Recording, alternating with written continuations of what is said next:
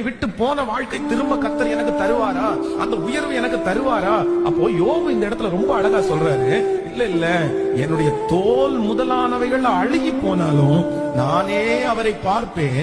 அந்நிய கண்கள் அல்ல, என் கண்கள் அவரை காணும். சூழ்நிலைகள் சாதகம் இல்லாமல் போகலாம், உங்கள் சரீரங்களிலே பலவீனங்கள் வரலாம், நீங்கள் இழந்த காரியத்தை திரும்ப பெற்றுக் கொள்வதற்கு வழியே இல்லாமல் இருக்கலாம். அதற்காக நீ எத்தனை வருடம் உழைப்பது, எத்தனை நாட்கள் ஓடுவது, இப்படிப்பட்ட எண்ணங்கள் எல்லாம் இருக்கலாம்.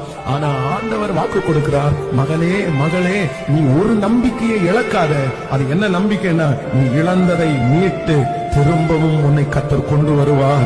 நீ இழந்ததை சகலத்தையும் கர்த்தர் உங்களுக்கு திரும்ப தருவார். சத்தமாய் ஆமென் சொல்லுவோம். இழந்த எந்த காரியமா இருந்தாலும் திரும்பவும் நம்முடைய வாழ்க்கையிலே அது வரும். விசுவாசிக்கிறீர்களா இல்லையா?